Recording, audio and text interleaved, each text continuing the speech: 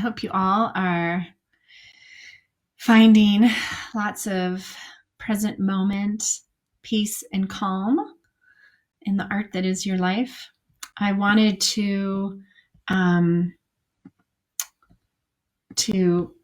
really break down this gorgeous quote that you received or will receive when you're on day 15 of the painting meditation. This wild woman archetype has been pretty constant in 2020, I guess, at least for me. And I'm realizing, look at the shirt I've got on right now.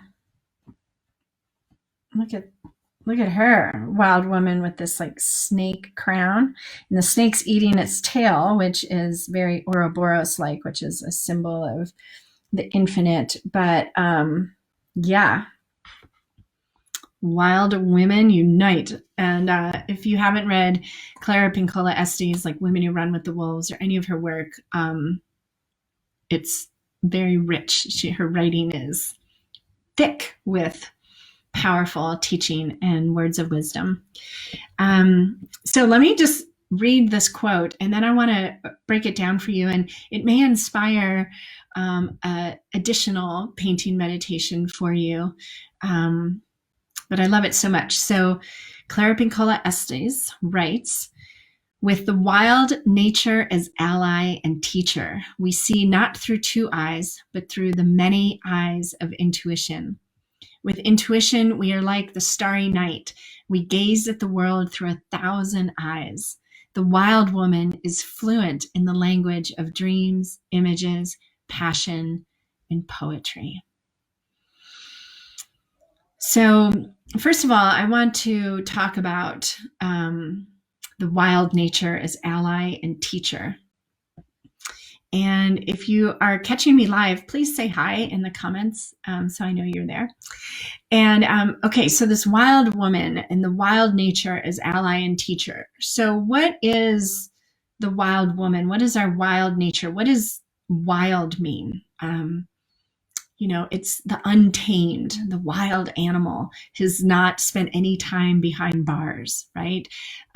It has been free to roam and to live and express itself exactly as it desires, following its intuitive nature, what it needs. It's never known anything contrary to its nature, its wildness. It's never been tamed. It's never been told, "Oh, don't do that, sit straight, don't laugh, don't burp, don't fart, don't laugh so loud." Like, it's never been told any of those things. It is pure expression, authentic and wild and untamed and shameless. Many of you know I got divorced in 2012, along with lots of people I know. And for me, it's been such a reclamation of my wild woman self. And it helped me to realize how much time I'd spent. Really, it appeared all very healthy, right? Like keeping other people happy, nurturing other people, taking care of the home, making parents proud, all of that. But I realized after I said the unthinkable, that I didn't want to be married to you anymore, I realized how much time I'd spent being afraid of upsetting other people. I also realized in a wave that I had basically liberated my children from ever being afraid, doing things that they didn't want to or weren't in alignment because they were afraid to upset other people, because I'd upset the apple cart, so to speak, in the biggest way possible. So this wild woman is untamed. She is the feminine that is pure creativity. The Shakti energy. Shiva is the masculine energy. Shakti is the feminine energy. The Shakti energy is creativity. We are the ones with the wombs who give birth to new life. That is symbolic of our role in the evolution of humanity. We're not the stand on top of the mountain, stake the flag, and declare our will over all others. We are the energy that that nurtures and then creates new life from this place of connection, not dominance. And we all have masculine and feminine in us. And I love men. There's nothing anti-man, but it is the feminine force in all of us that is going to be able to create space, the womb or the canvas or the art journal, and vision into nurture and feed and help to develop a new reality. This is our role right now. This is why the Dalai Lama said that the world will be saved by the Western woman. And why the Western woman? I think mostly because we are, in general, on a global scale, we are the most free and independent. We have the most potential to be free and independent.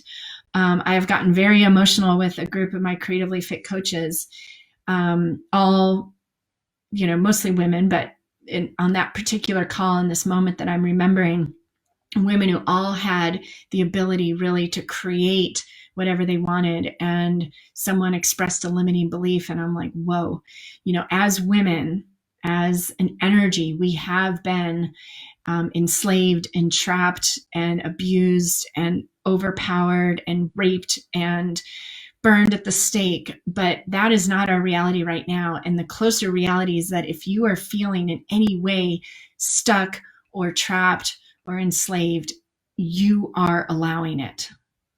And I don't say that easily.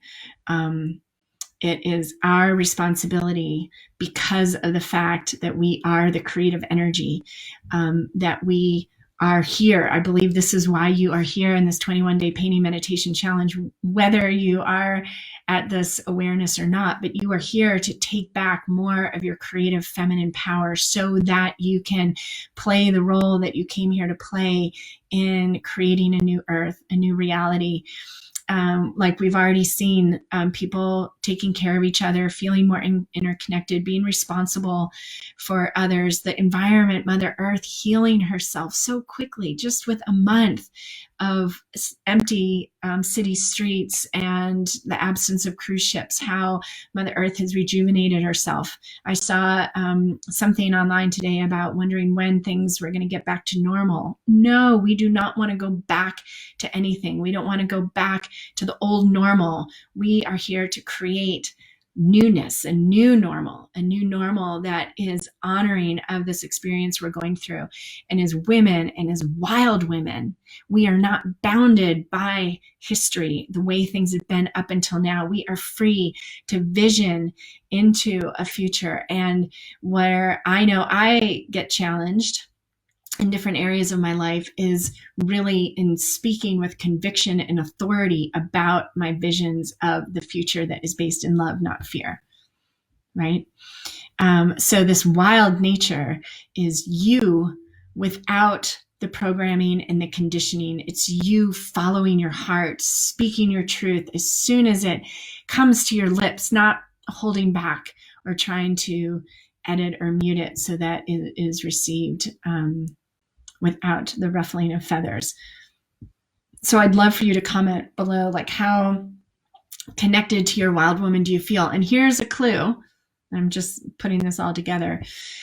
Your wild woman and your inner child are kind of the same, even maybe. Your inner child, before all the programming, your inner child, when you'd put on the cape or the crown, climb the tree and, shout to the lions or pretend or dance or whatever it was, like your inner child and your wild woman and your wisest self and your inner guide are all hanging out together. And a powerful portal for this is the painting. It's one of the reasons the painting has always, still to this day, astounded me at how powerfully it can go inside and help to heal us and inspire us energetically, because it connects us back to that inner child where we created freely and got excited and look what I created, Mom. And then we got older and older and we got more programmed and bought into what other people believed was good or beautiful or worthy, and that's where we stopped painting, right? So this painting practice is like a key that unlocks, reminds you of this wild woman, inner child awareness. And then intuition. So one of the greatest benefits of any meditation practice, and especially this painting meditation practice, because we can paint intuitively, and many of you are experiencing this. I love how Amy is saying she has all these characters coming through, these faces and figures and personalities, and I have no doubt you're being offered a whole team of guides that are here to lend you their wisdom. But our intuition is independent, again, from our history. It's independent of what we've studied or what we've read in books or learned from other people. Intuition is wisdom. It's the highest form of wisdom. Knowledge is learned knowledge that has already been filtered through and written down by other humans. Wisdom and intuition is straight from source. And it's the highest form of knowledge. And what it takes, what the Starry Night is illustrating, as opposed to this laser beam focus, it takes this softening of the focus, a loosening of our parameters or stipulations or qualifications that we put around things, and looking at things from all angles, just like the Starry Night. And we've understood this scientifically for a long time.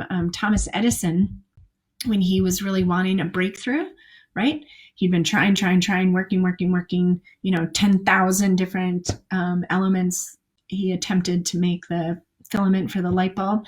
And what he used to do actually is he had these metal weights, and he put a metal weight in each hand, and he'd lay down on a bed or like a table, probably a table in his lab, and he'd wait until he fell asleep. And when he fell asleep, he'd let go of the metal weights, and they would drop and wake him up, and he would look for the aha in that moment, because he understood the power of intuition, that it took the falling asleep to allow basically that logical, linear, go, do mind to fall asleep. And then the intuitive mind can wake up. So that's what you're doing with this painting meditation. Like, this is my biggest wish for you in this painting meditation, is that you get to know that softening of the focus and how to simply receive in the moment the aha, the clarity, the insight, and the images and the colors and the symbols and just the marks on your paper stimulate, from an illogical standpoint, right, this kind of intuitive wisdom. So love this Clara Pinkola Estes quote. So happy you are here. People are joining every day. And so I welcome you if you've just gotten here, if you're doing this over because you have access to this now forever and ever.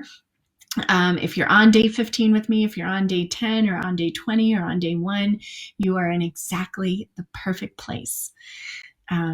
We are here as a community to meditate with our creative spirits so that we might create the highest expression of change into the art that is our lives right now. So thank you for being here. Please comment below and share with me your musings and what your wild woman has to say right now. And I thank you for being here. Namaste.